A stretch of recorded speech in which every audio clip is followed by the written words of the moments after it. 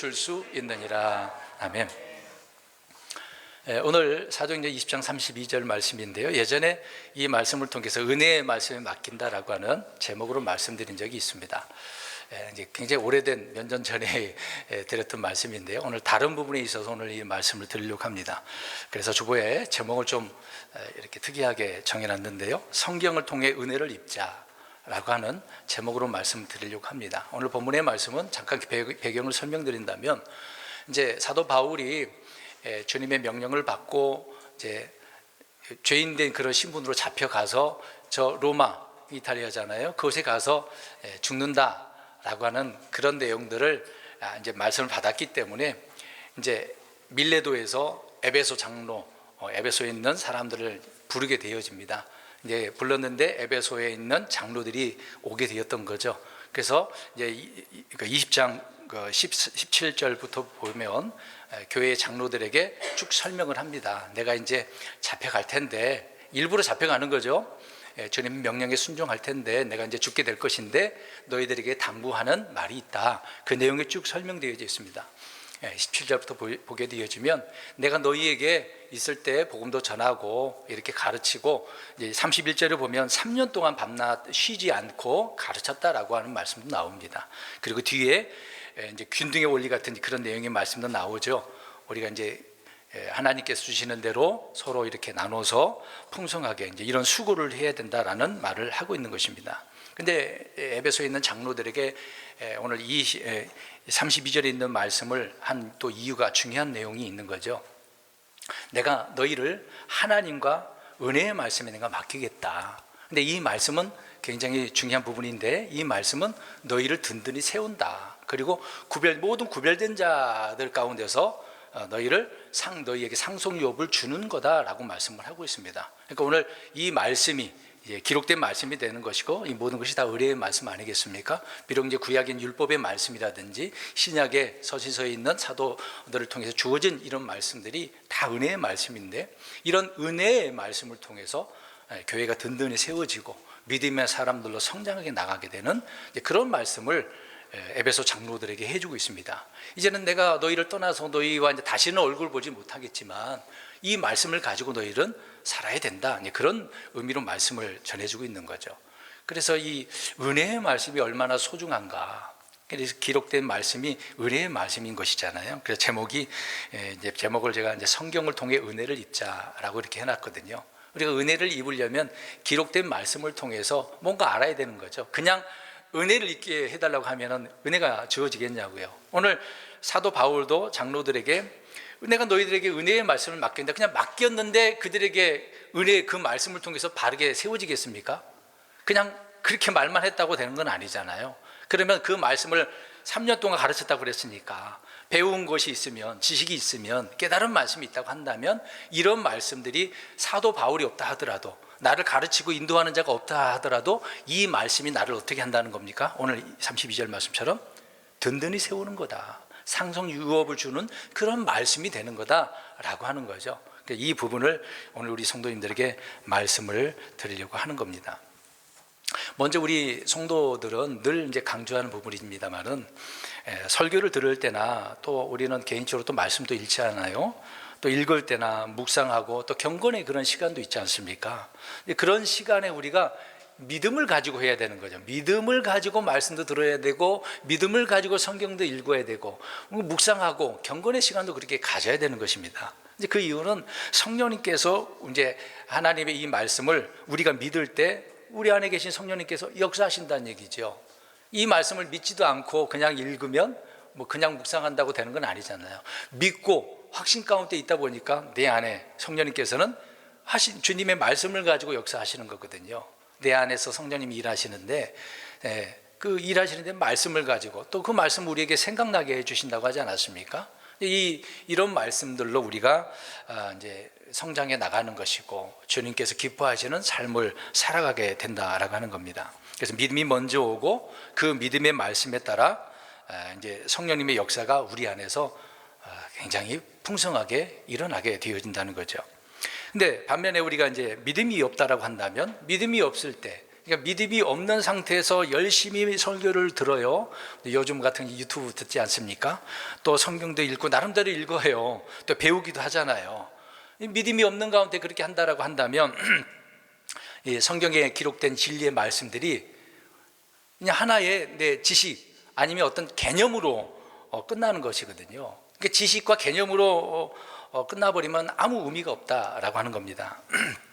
그러니까 그냥 내 지식으로 내 개념으로 어떻게 보면은 이 개념과 지식을 통해서 이해할 수는 있어요. 근데 이해할 수는 있지만은 내 안에서 생명이 되어지고 능력이 되어지지는 않는다라고 하는 겁니다. 그러니까 믿지 않으면은 그 말씀이 내 속에서 역사한다는 얘기, 안 한다는 얘기예요? 안 한다는 얘기예요.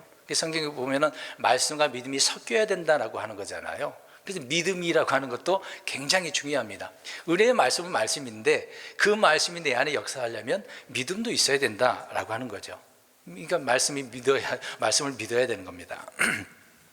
이제 예를 들어서 몇 가지 또 설명드린다면, 법에 대해서 공부하고 열심히 많이 하는 사람들 있잖아요.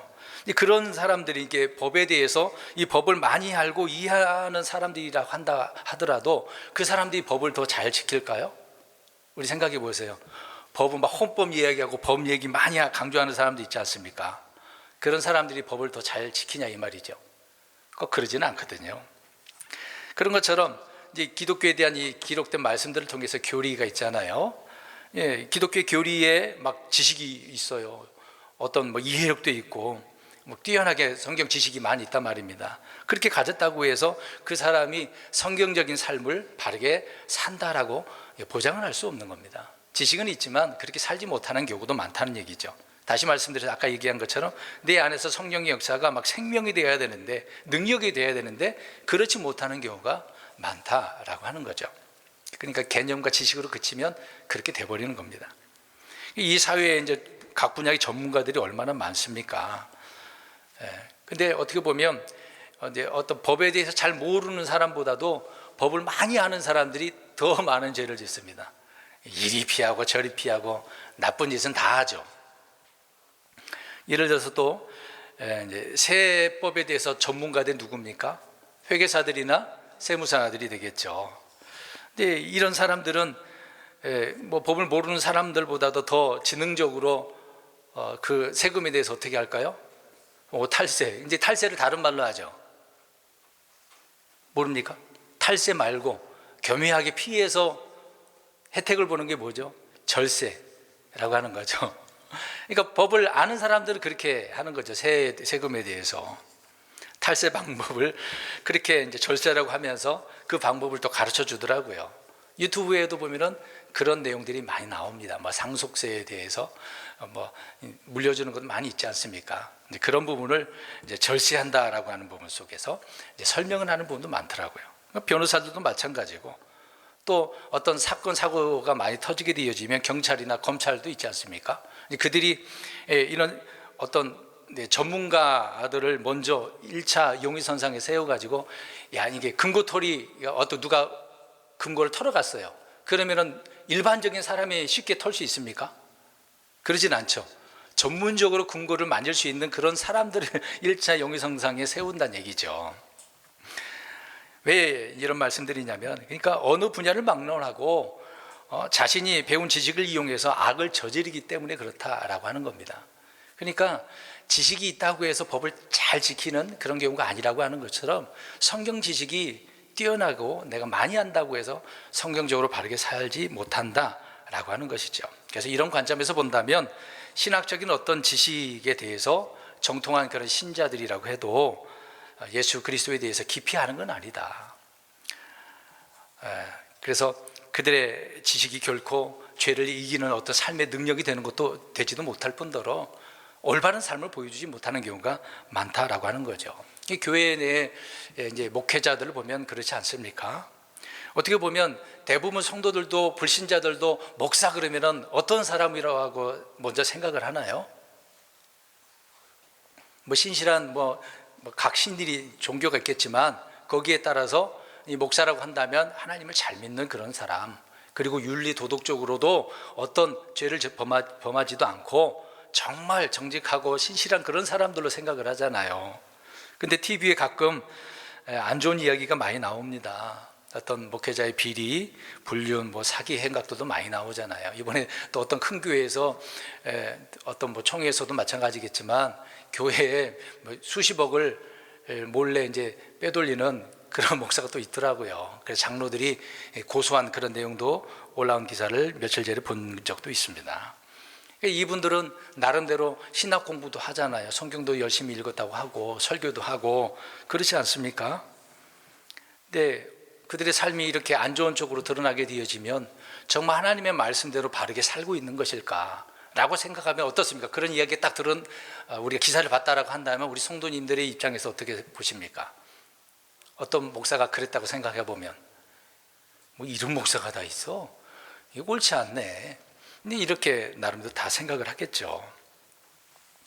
그러니까 배운 지식으로 올바르게 사는 것은 아니다 라고 하는 것을 한 번 더 이렇게 말씀드리는 겁니다. 사실 어떤 신학 공부를 안 하더라도 믿음이 좀 부족하더라도 신실하게 사는 사람도 많고, 또 지식이 그렇게 없다 하더라도 성경 신학적인 용어를 모른다 하더라도 설교를 할 수도 있어요. 사람들에게 뭔가 가르칠 수도 있는 거죠. 네, 어느 목사보다도 또 성령님의 열매를 맺고 신실하게 살아가는 그런 분들도 굉장히 많이 있습니다. 열심히 또 우리가 성경 공부도 하지만 성경 공부를 하지 못한 사람들도 훌륭한 믿음을 가지고 살 수도 있거든요. 특히 연세 드신 분 가운데 글자도 잘 모르는 분들이 더 훌륭하게 이제 믿음을 가지고 있는 분들이 있더라고요. 예전에 신학교에 갔을 때 들었던 말씀인 것 같긴 하는데 갑자기 생각나지만, 어떤 연세 드신 할머니가 글을 몰라요. 근데 들은 말씀 기억한 게 있어가지고 전도하는 방법이 있었거든요. 젊은 사람 만나면 이 젊은 양반, 내가 글을 잘 몰라갖고 잘 모르는데 일부러 그러는 거죠. 그래서 성경 이게 어디 구절을 한번 좀 찾아줘봐. 이제 그렇게 하면서 스스로 읽게 하고 복음을 전해서 예수 믿게 한 그런 내용도 많더라고요. 배운 지식도 별로 없지만 성경 이제 글도 잘 몰라서 읽지도 못하지만 그래도 복음을 열심히 전하는 그런 분도 있더라고요. 이런 분이 바르게 사는 그런 분 아니겠습니까? 몰라도. 반면에 성경 공부를 많이 한 사람들이 오히려 그렇게 살지는 못하면서 어떤 위선적인 또 어떤 거짓적인 비성경적인 그런 행위들을 우리는 많이 목격할 수도 있습니다. 그렇다고 해서 이런 현상으로 인해 가지고 공부하지 말아야 되나? 그렇게 생각하면 또 안 되겠죠. 법이 필요 없나? 그런 생각하면 안 되는 거죠. 더 열심히 알고 배워야 되는 거고, 왜 이렇게 자꾸 말씀드리냐면은 우리가 배운 말씀, 깨달은 말씀이 있으면 어떻게 해야 됩니까? 내 삶과 생명과 능력이 되기 위해서는 아까 성경 읽을 때 들을 때 어떻게 해야 된다고 그랬어요? 믿음을 가지고, 믿지 않으면 소용이 없다라고 하는 것입니다. 우리는 세상 공부와 달리 성경 공부는 어떤 그러니까 지식적인 지적인 공부로 그쳐서는 안 된다는 얘기죠. 그것이 나의 생명이 되기 위해서는 그 말씀의 한 구절이라도 믿어야 되지 않겠습니까? 믿지 않고 의심한다면 이스라엘 백성들처럼 하나님께 불평하고 원망하고 하나님을 시험하는 그런 일들이 벌어지게 되어지는 거죠. 오늘날 많은 그리스도인들이 그렇게 살아가고 있습니다. 지금 주님의 말씀이 없습니까? 듣지 못해서 뭐라 그랬어요? 기갈이라 그랬잖아요. 근데 과거에도 그랬다면 지금은 더 하잖아요. 그냥 휴대폰 스마트폰이 있으니까 내가 원하는 대로 유튜브에 다 누르기만 하면 설교가 다 나오거든요. 많은 목사들이 설교하니까 쏟아져 나오지 않습니까? 이제 그런 말씀들이 지식으로 그치면 안 된다. 듣는 것도 중요하지만 스스로 또 읽어야 되잖아요. 오늘 제목처럼 은혜를 입으려면 어떻게 해야 되겠습니까? 성경 읽어야죠. 은혜의 말씀이 뭔지 알아야 되는 건 아니겠습니까? 그냥 내게 은혜가 주어지는 건 아니거든요. 이제 그 부분은 뒤에서 더 말씀드리기로 하고, 그래서 성경은 믿음으로 공부를 해야 돼요. 믿음으로 들어야 되고 믿음으로 읽고 믿음으로 공부를 해야 되는 겁니다. 믿음이라고 하는 것이 얼마나 중요한가를 말씀해 주고 있는 거죠. 참된 그리스도인이다라고 한다면은, 참된 기독교인은 모두 십자가 그 정신으로 삶을 살아가는 사람 아닙니까? 십자가 정신을 몸소 실천하는 그런 사람들이 올바른 그리스도인인 거죠. 그러니까 십자가의 정신을 삶의 요체로 중요한 깨달음으로 그렇게 삼아야 되는 것이고, 또 일평생 그것이 나의 신조다라고 할 정도로 그렇게 삼는다라고 한다면 그런 사람은 희생을 할 수 있고 위대한 사랑을 실천하는 사람으로 드러나게 되어지는 거죠. 그래서 성경은 사람들이 주님과 주님께서 이루신 그런 일들을 믿을 것을 명령하고 있는 겁니다. 그래서 지난 시간에 명령에는 어떻게 하자고 그랬습니까? 순종하자. 약속은 어떻게 해야 되는 거죠? 믿는 사람, 믿어야 되는 거죠. 근데 이런 내용들이 역사적인 사실이고 진리이기 때문에 그러는 것입니다. 그래서 진리를 믿을 때 그 진리의 말씀이 사실 아닙니까? 그 팩트, 사실은 우리의 어떤 이제 삶의 체험이 되고 열매가 되어지고 능력이 되어진다는 거죠. 근데 믿지도 않는데 그 말씀이 내 삶에 어떻게 효력 있게 능력 있게 나타날 수가 있겠습니까? 근데 많은 분들이 그런 것은 생각 안 하고 일단 이 구절이 좋으니까, 그래서 우리 집에 이제 들어갈 때 어떤 그 뭐라 그러죠? 성구 같은 것들을 걸어 놓잖아요. 뭐 성경에도 이스라엘 백성들에게 걸어 놓으라고 했으니까.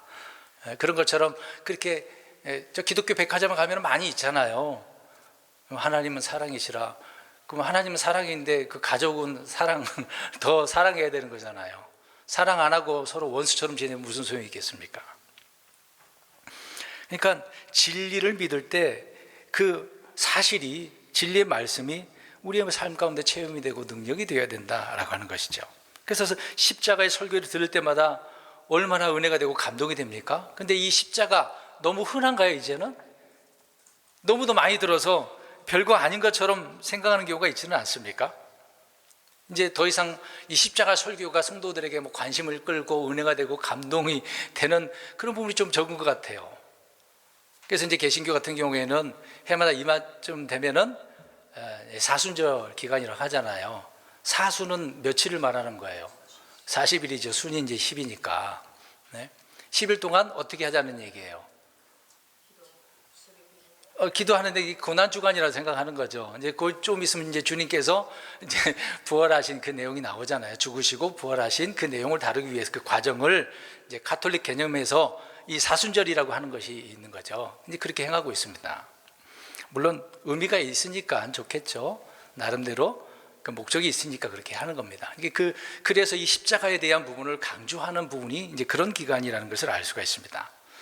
이런 부분도 이 십자가에 대해서 어떤 이해가 있어야 되고 믿음이 있어야 되는데, 그래야 이런 과정을 무엇을 할 때 그런 기간 동안에도 은혜가 되고 감동이 되는 거잖아요.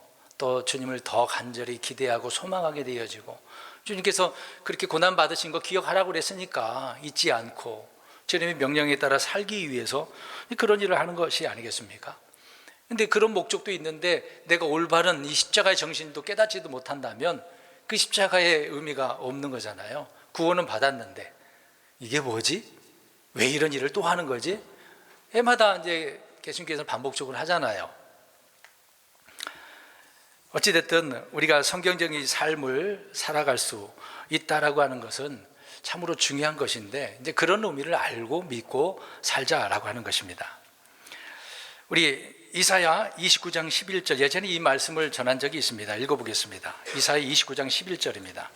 이사야 29장 11절. 간단하게 이 부분을 설명을 좀 해야 될 것 같네요. 29장 11절 읽겠습니다. 시작. 모든 자들의 완상 계시가 너에게는 봉인된 책의 말씀들 같이 되었나니 사람들이 학식이 있는 자에게 그것을 건네주며 이르기를 원하건대 이것을 읽으라 하면 그가 이르기를 그것이 봉인되었으므로 내가 읽을 수 없노라 할 것이요. 예전에 이 말씀을 전했는데 기억이 나실 겁니다. 사람들에게 성경이 닫힌 책이 되어버렸네요. 봉인됐으니까 깨닫지 못하는 자들에게 매우 어려운 책이라고 지금 설명하고 있는 거예요. 그 이유는 뭡니까? 봉인돼서 이게 믿지 않아서 그러는 거거든요. 그러니까 믿지 않는 사람들에게는 성경책이 이런 식으로 되어져 있다는 얘기죠. 그 당시에 이스라엘 백성들에게 이럴 정도의 말씀이 되었다고 한다면 오늘날 어떻겠습니까? 앞에서 계속 강조한 내용이에요. 우리가 주님의 말씀을 들을 때나 읽을 때나 믿지 않으면은 이 책이 내게 봉인돼 닫힌 책이 되기 때문에 능력이 없어요. 생명이 없다, 그 얘기인 것입니다. 사람들은 그렇게 단정을 하는 거죠. 봉인됐어. 이해 못하는 책이야. 어려워. 지금 어떻습니까? 성경 읽으면 어렵습니까? 쉽습니까? 대답 좀 해보세요. 어떻습니까? 우리가 계속 일요일 날에도 성경을 읽습니다만은 어려워요? 쉬워요? 어려웠다라고 하신 분도 있고 쉽다고 하는 분들이 계시네요. 이거 어떻게 된 것이죠? 그 어렵다라고 하는 분들이 왜 어려울까요? 지금 계속 강조하고 있는 내용인데 믿지 않아서예요. 믿으면 쉬워요. 이게 목사님 그 말 자체도 어려운 것 같은데 그럴 수도 있지만 주님의 말씀 열심히 읽으면서 믿어보세요. 하나도 어려운 게 없습니다. 네가 좀 이해를 못해서 그러는 거죠. 근데 문제는 성경 문제가 아니고 마음의 문제거든요. 내 마음이 믿지 않고 싶어서 다른 것이 들어있어서 그렇습니다. 성경이 어떤 뭐 기술 서적도 아니고 철학 서적도 아니고 종교 서적이나 교회 서적이 아니잖아요. 그런 것들과 달리 어떤 뭐 지식, 뭐 지성, 지식, 뭐 교양, 뭐 학문 그런 정도의 중요성이 아니고 마음의 문제라는 얘기죠. 내가 뭐 똑똑하고 안 똑똑하고 그런 문제가 아닌 것입니다. 여러분 왜 휴대폰을 왜 스마트폰이라고 하죠? 스마트라는 단어가 무슨 의미입니까? 모르세요? 영어 공부도 아닌데 똑똑하다라고 하는 뜻이거든요. 스마트하다, 똑똑하다 그런 거거든요. 스마트폰이 다 그렇게 알려주니까 다 들어져 있으니까 이제 컴퓨터잖아요. 근데 우리는 어떻습니까? 우리 여기 계신 분들 스마트 하십니까? 옆 사람 쳐다보시고 스마트 하시나요? 똑똑하게 보이시나요? 아닌 거예요? 네, 성경은 이제 이해력이 있어야 되는데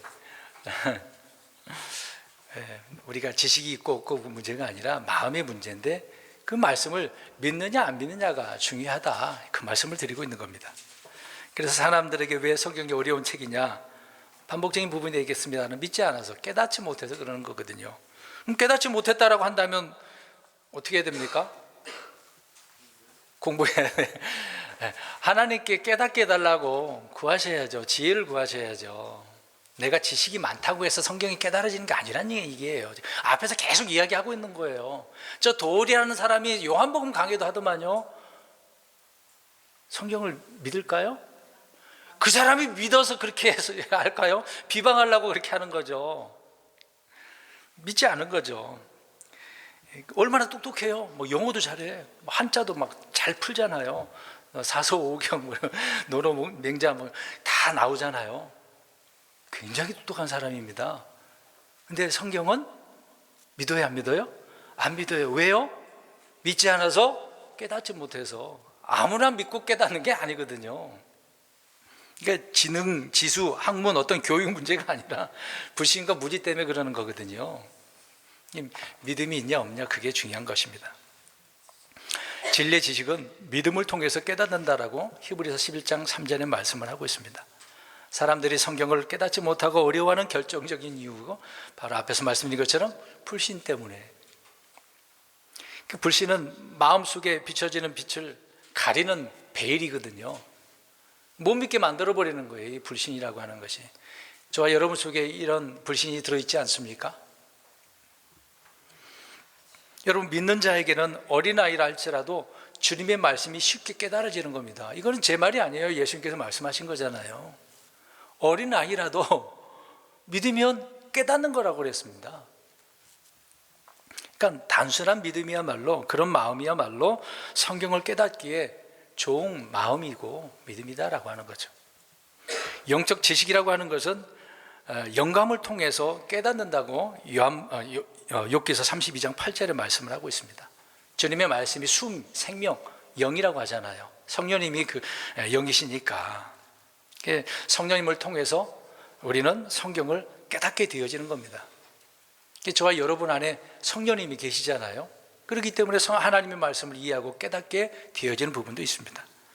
또 주님을 아는 지식은 회개해야 돼요. 회개하지 않으면 이 회개가 안 되는 사람은 베일에 가려져 있어서 깨닫지 못하는 겁니다. 그러니까 이 베일을 벗어야 된다고 이야기하잖아요. 유대인들이 이 베일을 벗지 못해서 예수님을 믿지 못했던 거죠. 회개도 안 되고.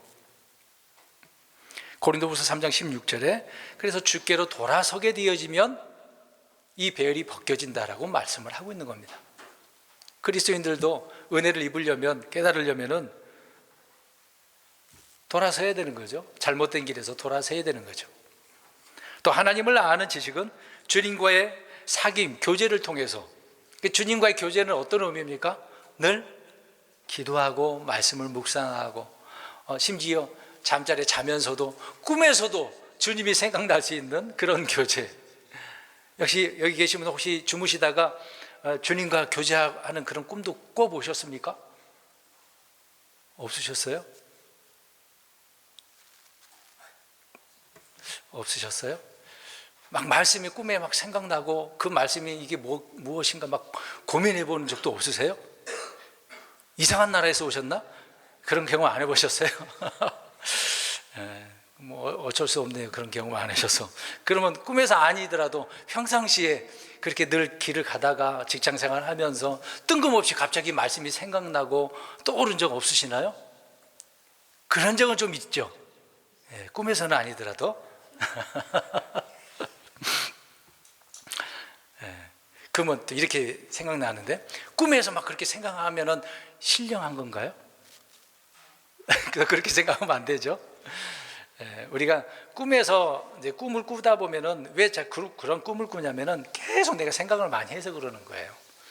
거기에 막 고민하고 생각하고 그러다 보면은 그냥 일상 그런 삶이 꿈으로 나타나는 경우가 있습니다. 그리고 말씀을 막 고민하다 보면은 진짜 꿈속에서도 생각나는 거예요. 경험 좀 해보세요. 저는 이제 설교를 하다 보면은 일요일 날 같은 경우에 그렇습니다. 새벽에 잠을 잘 못 이룰 때가 있어요. 왜 그러냐면 이 말씀을 선포해야 되는 그것 때문에 막 좀 생각할 때도 있거든요. 잠자리에서도. 그런데 말씀이 오늘 어떤 말씀 전해야 되는가 그것 때문에 막 고민하는 경우도 많이 있어요. 제가 신령해서 그런 게 아니라 막 고민하다 보면 꿈속에서 그렇게 떠올라요. 왜 이런 얘기를 했냐면은 우리를 가리는 베일들이 있단 말이죠. 그걸 걷어내야 되는 거예요. 그러니까 회개를 통해서, 영감을 통해서, 믿음을 통해서 잘못된 것들이 그런 베일들이 벗겨지게 되어지면 말씀이 막 은혜가 되고 감동이 되는 거거든요. 별거 아니더라도 막 은혜가 되는 겁니다. 그래서 열심히 주님을 그렇게 사귀어야 교제를 해야 된다라고 하는 거죠. 일상생활에서 많은 교제가 이루어져야 되는 겁니다. 오늘 집에 가시면 성경 한 번도 안 쳐다보시고 하나님 말씀 한 번도 안 떠올리시는 분 있으신가요 혹시? 아무 생각 없이 그냥 일상생활 하시는 분들이 있으시나요? 이제 그렇게 하시는 분들은 누구와 교제를 안 하시는 거예요? 주님과 좀 교제 좀 하세요. 교제를. 기도도 하셔야 되고 말씀도 읽으셔야 되고 묵상도 하셔야 되고 생각을 하셔야죠. 또 성경이라고 하는 것은 성령님의 인도함을 받음으로 인해서 우리가 깨닫는 겁니다. 그래서 성령님께서 진리 가운데로 인도하신다고 그러잖아요. 이런 성령님을 통해서 깨닫고 그 말씀이 힘이 되고 능력이 되면 얼마나 좋겠습니까? 그러니까 결국은 성경을 알지 못해서 믿기 어려운 책이 아니라 믿지 못해서 깨닫지 못해서 알기 어려운 책이다 라고 하는 거죠. 우리는 그리스도의 서신이 아닙니까? 바울 사도가 그렇게 얘기하죠. 서신, 편지예요. 저와 여러분들이 이 편지, 내가 편지라고 한다면 편지는 어떻게 해야 되는 거죠? 누군가에게 전해줘야 되잖아요. 나를 통해서 주님이 어떤 분인가를 전해줘야 되는 거죠. 근데 그런 영의 임무를, 직무를 맡은 사역자들 아닙니까? 저희 여러분들이. 진리를 깨닫고 싶다라고 한다면 언제든지 우리가 주께로 돌아서서 이런 일꾼들로 세워져야 되는 거죠. 성경의 문제보다도 언제나 마음의 문제다. 이제 왜 이런 얘기를 쭉 앞에서 얘기했냐면 믿지도 않고 마음의 문제가 잘못되면 하나님의 이 은혜의 말씀이 내게 은혜가 안 되는 거예요. 나를 굳게 세워줘야 되는 말씀이 돼야 되는데 안 된다는 그 얘기입니다. 오늘 뒤에 이제 다윗을 좀 얘기하려고 하는 부분이 있는데 은혜에 대한 이야기를 좀 하려고 합니다. 생각해 보세요. 저는 신학교 때 목사님들이 설교 강의하는 내용 속에서 정말 그런 줄 알았는데 나중에 성경 공부하고 깨닫고 보니까 그게 아니더라고요. 하나님께서 물론 천한 자든 배운 자든 다 들어서 사용하는 것은 맞잖아요. 예수님께서 주로 제자들을 부르셨을 때 어떤 사람들을 불렀습니까? 어부들, 뭐 세리, 뭐 농사꾼, 예, 주로 그런 사람 불렀잖아요. 지식 있는 사람들보다도. 그럼 바울을 우리 생각해 보겠습니다. 주께서 바울을 부르셨어요. 다마스크 이제 옛날 이제 다메섹 도상 아닙니까? 그 길에서 주님께서 나타나셔서 말씀하시고 그를 불렀잖아요. 그러니까 바울은 어떤 사람이었습니까? 지식이 있는 사람이죠. 가말리아 그 문화생, 그 배운 사람 아닙니까? 지식이 얼마나 뛰어나게 해서 성경에 박식한 사람 아닙니까? 율법에 대해서는 막 굉장히 똑똑한 사람이었어요. 그러면 이제 잘 생각해 보세요. 하나님께서 사도들, 저 어부들 이렇게 쉽게 이렇게 표현해 보겠습니다. 저 멍청한 놈들 내가 들어서 써야 되겠다. 아니면 바울은 똑똑하니까 저 똑똑한 놈을 내가 사용을 해가지고 복음을 전해야 되겠다. 어떻게 생각하십니까? 이런 질문을 제가 해드렸는데 그랬을 것 같아요.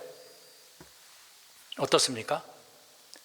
저와 여러분들은 바울처럼 똑똑하세요? 아니신 것 같아요. 그럼 사도들처럼 베드로처럼 어부에서 배운 지식이 좀 없는 분들이십니까? 나름대로 공부하셨잖아요.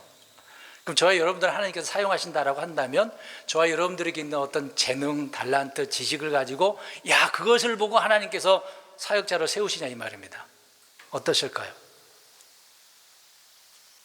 들어보시기 바랍니다. 왜 이런 얘기를 하냐면 자, 오늘 이제 은혜 얘기를 좀 하려고 합니다. 사도 바울이 장로들에게 이제 믿음의 사람들에게 하나님과 은혜의 말씀에 맡긴다고 그랬어요. 이제 은혜를 한번 생각해 보겠습니다. 말씀이 이제 은혜로운 말씀 아닙니까? 예, 성경에서 은혜라는 단어가 나오면 굉장히 좋죠. 듣기 싫은 사람 어디 있습니까? 굉장히 기쁘고 즐거운 그런 말이잖아. 이 단어지 않습니까? 우리나라 이제 국어사전을 보면 고맙게 베풀어주는 신세나 혜택이라고 나옵니다. 국어사전이 그래요. 이게 성경적인 부분은 좀 그런 의미는 좀 아니겠죠? 성경적인 그 의미는 뭐냐면은 받을 공로가 전혀 없어. 아무것도 없어. 받을 만한 뭔 일을 한 것도 없고 법적으로 어떤 관계적으로도 받을 만한 그런 근거도 없어요. 또 받을 가치도 없는 전혀 그런 없는 사람들에게 호의를 베푸는 그러니까 일방적인 주님의 선물이다라고 이야기하고 있는 겁니다. 그러니까 은혜는 선물이에요. 값없이 주는 것이 은혜인 거죠. 그러니까 은혜는 하나님께서 저와 여러분을 뭘 보시고 주는 게 아니라 아무 값도 없는데 가치가 없는 저와 여러분들에게 이 은혜를 오신 거예요. 어떻게 하신 거예요? 그냥 주신 거예요. 값없이. 내가 이 은혜를 줄 테니까 너 이거 해야 된다? 내 명령대로 뭘 해야 된다? 그게 아니란 얘기예요. 그냥 주시는 거예요. 그럼 그 은혜를 주셨으니까 어떻게 합니까? 우리는 받으면 되는 거죠. 쉽고 단순하죠. 어렵지 않습니다. 일방적인 선물이에요. 그게 성경적인 정의인 거거든요. 그래서 우리는 은혜를 입었다라고 하는 말은 내가 받을 만한 것도 아무것도 없는데 뭐 주고받을 그런 것도 없는데 가치 없는 나에게 주께서 호의적으로 선물을 값없이 베풀어 주는 것을 일컬어서 은혜를 입었다라고 하는 거죠. 여기 계신 분들 주님의 은혜를 입으셨어요? 안 입으셨어요? 입었잖아요. 늘 은혜를 입고 사는 거예요. 그러니까 어제 한번 받은 은혜 그것만 받고 더 이상 은혜 못 받으셨습니까? 날마다 우리는 은혜를 입고 사는 거죠. 근데 그 은혜를 우리는 모르고 산다 그 얘기입니다. 사람이 무엇을 정당하게 하는 방법은 어떤 노력을 통해서 그렇게 얻는 방법도 있겠죠. 그러나 은혜를 통해서 얻는 방법이 있거든요. 이 은혜를 통해서는 일방적이라는 얘기죠. 그러니까 선물로 주어지는 은혜로 주어지는 것은 노력한 대가가 아니지만 그것이 더 가치가 있어요. 이 은혜로 받는 것이 더 귀하다는 그 얘기입니다. 하나님의 은혜를 입었다라고 하는 것은 하나님께서 내게 이런 호의적인 선물을 주셨다라고 하는 거죠. 전혀 대가를 바라지도 않고 그냥 주신 거예요.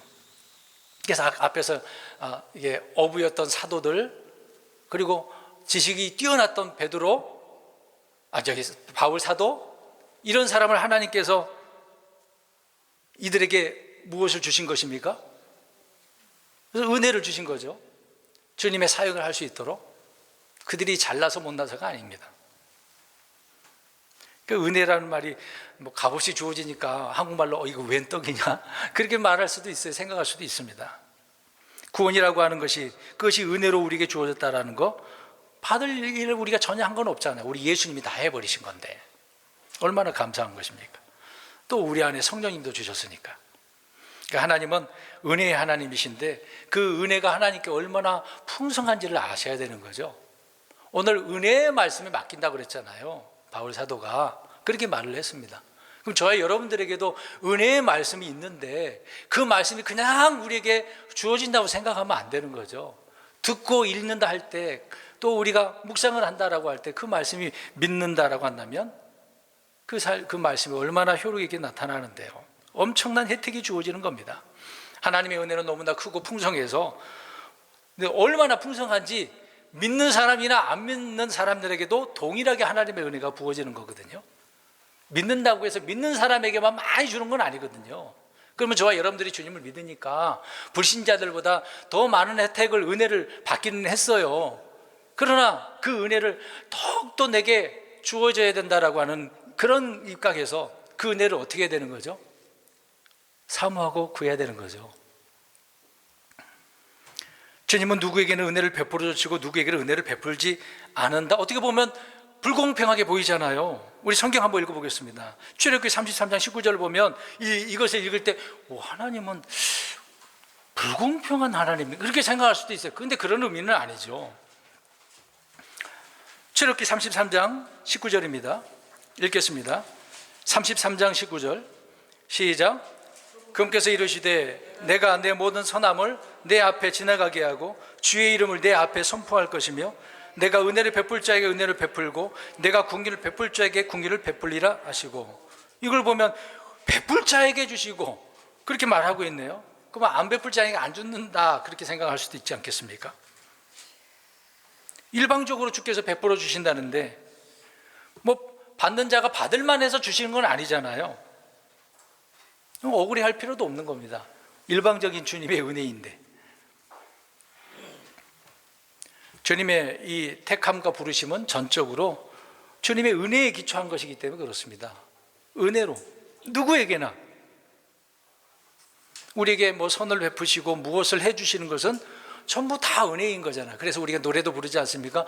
모든 것이 다 은혜다라고 고백을 하는 거잖아요. 우리가 잘했기 때문에 주어진 게 아닙니다.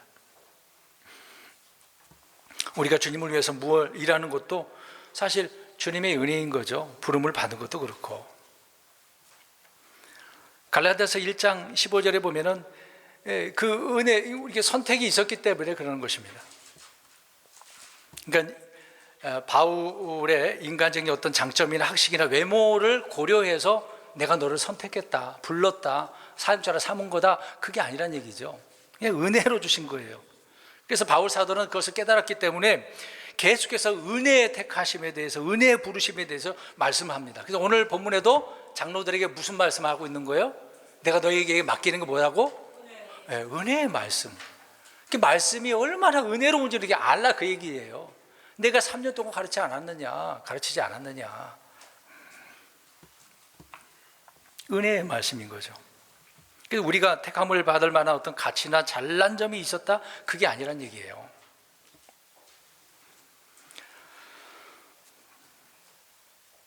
아까 이제 다윗을 이야기했는데, 이제 사울이 문제가 있었지 않습니까? 사울이 하나님의 말씀을 자꾸 우습게 알아요. 말씀대로 안 살아, 바르게. 그래서 이제 사무엘을 통해서 이새의 집에 보내지 않습니까? 기름 부을 자를 하나님께 세우셨기 때문에 그 자에게 부으라고 했던 거잖아요. 근데 갔어요. 이제 이새가 아들들을 데려옵니다. 첫째가 이제 엘리압이고 아미다답이고, 이제 쌈마가 이제 첫째, 둘째, 셋째가 왔단 말이죠. 이제 첫째가 올 때 사무엘이 딱 볼 때 어땠습니까? 하나님께 세우신 참 훌륭한 사람이 오는구나. 딱 그렇게 생각하고 주려고 했는데 하나님께서 뭐라 그러셨어요? 야, 사람들은 외모를 보지만 나는 사람들의 마음, 중심을 본다. 그런 거죠. 그러니까 아미나답도 아니고 산마도 아니고, 이새가 7째까지 데려왔는데 없어. 하나님 아니라고 그러는데 어떻게 하겠어요? 야, 네 자식은 이것뿐이냐? 근데 막내가 있어요. 뭘 하고 있냐? 저기 가서 목양을, 양을 치고 있어요. 빨리 데려와. 데려왔는데 어떻습니까? 못생겼어요? 근데 잘생긴, 이제 보세요. 하나님께서 분명히 사람들은 외모를 보지만 나는 마음을 보신다고 그랬잖아요. 근데 그 내용을 보면은요, 다윗이 어떻게 생겼다고 그랬어요? 잘생겼다고 그랬어요. 훌륭하게 생겼다고 그랬습니다. 뭐 이상하지 않나요? 여러분 읽을 때? 이번에 성경 우리가 읽었는데, 읽으면서 이상하다. 하나님께 분명히 외모 안 보신다고 그랬는데 왜 거기에 다윗에 대해 외모에 대한 이야기가 나왔을까? 그게 이제 중요한 게 아니에요. 아무튼 다윗도 잘생기긴 했나 봐요. 근데 그 다윗은 하나님의 마음이 어때요? 하나님의 마음에 딱 들었어. 그러니까 다윗의 마음이 어떻다는 얘기예요? 하나님께 올바른 정직한 그런 마음이었다는 얘기죠. 그러니까 외모 본 게 아니에요. 하나님은 기록을 그렇게 해놓고 있지만 하나님 그 외모를 보고서 기름을 부은 게 아니란 말입니다. 그 사람은 왕으로 또 세운 건 아니란 얘기예요. 그때부터 영이 충만하게 되었다 또 나오잖아요. 그러니까 그러기 전에는 뭐 평범하게 그렇게 살았는데 기름 부음 받고 성령님이 임하니까 사람이 달라진 거죠. 더 능력이 있는 거고. 그래서 골리앗과 싸울 때 어떻습니까? 담대하게 싸워서 그 골리앗을 어떻게 해요? 쓰러뜨려서 죽이잖아요. 물맷돌로 딱 돌을 돌려가지고 이마에 꽂히게 하고 거긴 그 칼을 뺏어가고 가져다가 목을 잘라버리는 거 아닙니까? 다윗이 어떻게 그렇게 할 수 있었겠어요? 하나님께서 영으로 충만케 하고 그를 세워줬고 지혜를 주시고 믿음을 주시니까 강한 용사가 되어진 거죠. 그게 하나님의 은혜로 택하였기 때문에 그런 거예요. 택하셨기 때문에. 저와 여러분들도 하나님께서 이렇게 은혜로 택해 주셨는데 믿음의 용사가 되려면 뭐가 필요해요? 은혜의 말씀들이 필요하다고요. 하나님은 일에 맞는 능력을 갖춘 사람 불러 쓰지를 않고 은혜를 불러서 택한 사람에게 능력과 지혜를 주셔서 일하게 하시는 거거든요. 이게 팩트인 겁니다. 잘나서가 아니라 불러다 놓고 하나님께서 능력을 주시는 거예요. 지혜를 주시는 거예요. 믿음이 막 더 충만케 되어지는 겁니다. 저와 여러분들이 이런 분들이 되었으면 좋겠습니다. 쓰임 받아야 되는 거 아닐까요? 오늘 왜 지금 제목에 제가 은혜를 입자라고 했어요. 은혜를 입으려면은 성경 기록의 말씀을 통해서. 성경을 모르면 무슨 은혜를 입고 능력 있는 삶을 살 수가 있겠습니까? 그러면 우리가 은혜를 받으려면은 해바라기처럼 이렇게 고개만 쳐다보고 은혜를 내게 달라고 해야 되겠습니까? 아까 이야기한 것처럼 은혜 받기를 우리가 구하고 사모해야 되는 거죠. 사모해 보셨어요? 여기 이제 부부들이 계시는데 남편과 아내 서로 사모하십니까? 사랑하십니까? 젊었을 때만 그러시나요? 지금도 여전히? 히브리서 12장 28절에 은혜를 소유하자라고 말씀하고 있습니다. 그러니까 은혜는 한 번 있다가 계속 그걸로 모든 것을 다 그렇게 이렇게 하는 게 아니라 계속 주님의 은혜를 어떻게 해야 돼요? 소유해야 되는 거예요. 그래서 은혜를 소유하려면 오늘 다시 오늘 말씀처럼 은혜의 말씀이 내게 있어야 되는 거죠. 은혜의 말씀이 있어야 은혜를 소유할 수 있는 겁니다. 우리는 우리 자신의 어떠함에 의존하지 않고 오직 은혜를 베푸시는 그 하나님, 은혜의 말씀에 의지해서 얼마든지 풍성한 은혜를 구하고 사모할 수가 있는 겁니다. 그래서 성도들은 모두 은혜 베푸시는 그 하나님에게 더 많은 은혜를 받기를 구하셔야 돼요. 하나님 오늘 또 은혜 주세요. 긍휼도 아침마다 새로운 긍휼이라고 그랬어요. 긍휼이 그 은혜도 늘상 받아야 되는 게 은혜인 것이거든요. 어제 받았으면 그걸로 끝나는 게 아닙니다. 오늘도 은혜 받고 내일도 은혜 받고 계속해서 구해서 받으셔야 되는 거예요. 우리 성경 구절 보겠습니다. 출애굽기 34장 6절과 시편 103편 8절인데 같은 내용이지만 출애굽기 34장 6절만 읽겠습니다. 하나님은 은혜가 풍성하신 하나님이래요. 나는 이렇게 풍성하니까 내게로 와서 좀 은혜를 구하라, 그런 의미의 말씀이 되는 거죠. 34장 6절 출애굽기 34장 6절 시작. 주께서 그의 앞으로 지나가시며 선포하시되 나는 주니라 긍휼이 많고 은혜로우며 오래 참고 선함과 진리가 풍성한 주 하나님이니라. 하나님은 풍성하신 하나님이에요. 우리 작년에 헤아릴 수 없는 그리스도의 부요하심을 선포하자 그랬지 않습니까? 하나님이 얼마나 부요하시고 풍성하신데요. 오늘 은혜도 그래요. 은혜도 너무나 풍성해서, 그러니까 풍성한 거 우리가 받아야 되는 거잖아요. 하나님 그 위에 은혜 나에게 좀 주시면 안 됩니까? 바울이 괜히 은혜의 말씀에 맡긴다 그랬어요? 우리를 든든히 세워주기 위해서 이 은혜의 말씀을 내가 너에게 맡긴다 그랬는데, 그럼 이 은혜를 달라고 그래야 되는 거 아닙니까? 그냥 내게 뭘 해달라고만 그런 생각하지 말자고요. 나를 든든히 세우고 내 삶을 풍성하게 능력 있게 해주는 게 은혜의 말씀인데, 왜 우리가 은혜를 그래서 입어야 되는데 왜 말씀 없이 삽니까? 왜 말씀을 안 믿습니까? 들을 때, 읽을 때, 묵상할 때 그 말씀을 믿어야 되는데요. 은혜로우신 하나님은 구하는 자에게 은혜를 베푸시는 분이에요. 안 구하면 안 주시는 거예요. 우리가 기도로 하나님께 구하잖아요. 왜? 달라고. 하나님은 주신 분이시니까. 그래서 우리는 구하는 거 아닙니까? 은혜도 그러는 거예요. 더 많은 은혜를 소유하기 위해서는 앞에서 말씀드린 것처럼 기도해야 돼요. 네, 성경으로 한번 볼까요? 이사야 30장 19절. 이사야 30장 19절을 한번 읽어봅니다.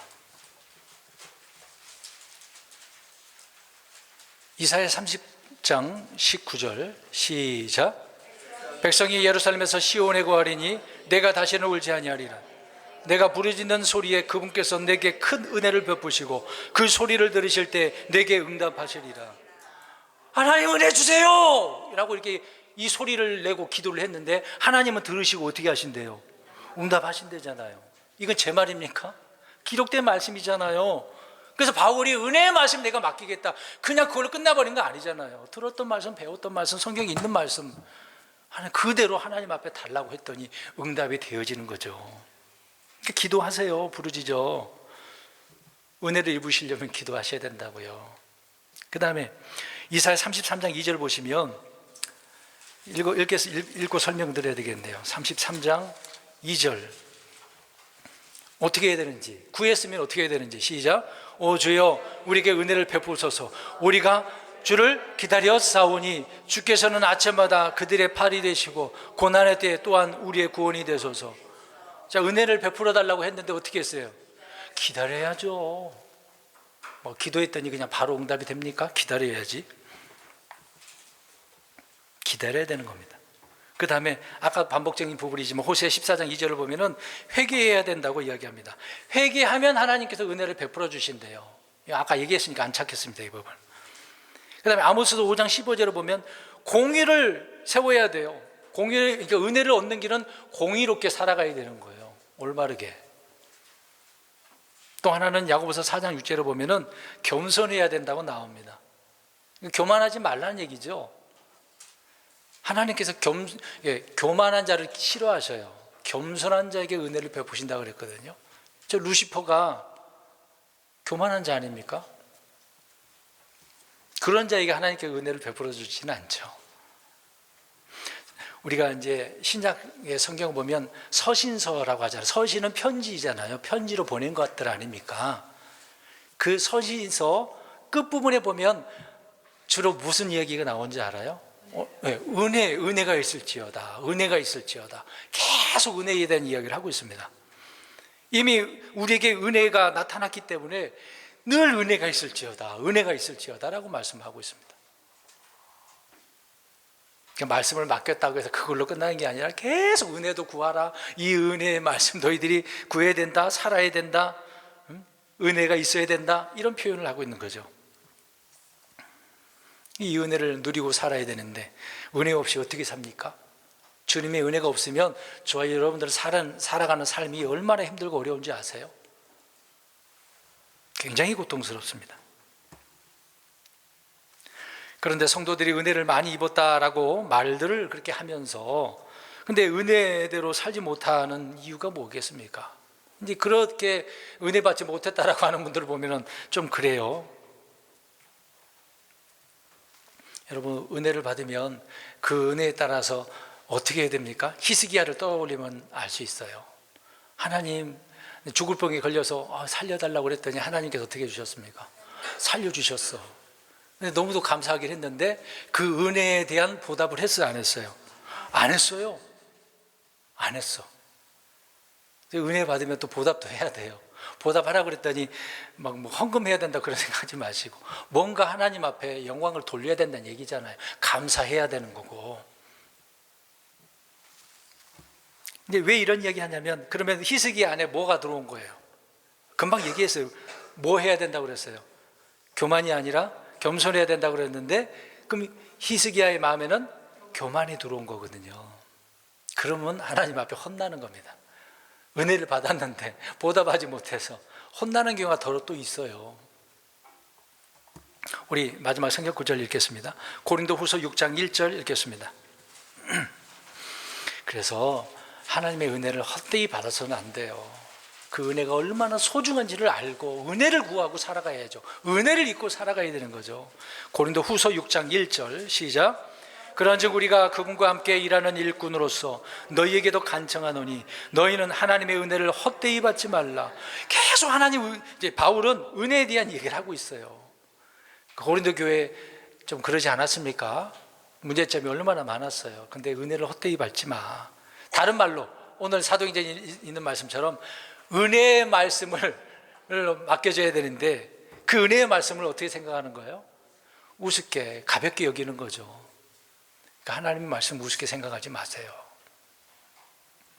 은혜를 헛되이 받는 그런 자들이 되어서는 안 된다라고 하는 겁니다. 은혜를 얻고 은혜를 소유해야 하는 거죠. 오늘 우리 그리스도인들은 모두 왕국을 상속받을 자로서 세워진 거 아닙니까? 그 은혜를 그래서 소유하는 거죠. 오늘 사도행전 오늘 읽은 말씀 보세요. 20장 32절의 끝에 거룩히 구별된 모든 자들 가운데서 너희에게 상속유업을 줄 수 있느니라. 우리는 그렇게 상속받은 자들이에요. 그러니까 은혜를 소유하면서 살아가야 되는 거거든요. 우리는 이런 은혜를 입으려면 기록된 말씀을 통해서 이 은혜의 말씀을 통해서 있게 되어지는 겁니다. 그래서 오늘 뒤에 말씀드린 것처럼 은혜를 소유하려면 어떻게 해야 돼요? 기도해야 돼요. 겸손하고 또 뭐라 그러셨어요? 공의롭게 일을 행해야 되는 거고 금세 잊어버리신 건 아니시죠? 네. 오늘 제가 왜 이런 말씀을 드리냐면 우리는 진리의 말씀을 늘 붙들고 있습니다. 근데 주님의 은혜 없이는 살 수가 없거든요. 근데 그 은혜를 입으려면 말씀밖에 없어요. 바울이 왜 은혜의 말씀이 맡기겠다 그렇게 했는지를 이해를 해야 되는 겁니다. 이런 말씀에 따라 풍성한 주님의 은혜를 입고서 능력 있고 생명 있는 삶을 살아가는 저와 여러분들 되시기를 주의 이름으로 축원드립니다. 아멘. 기도하겠습니다.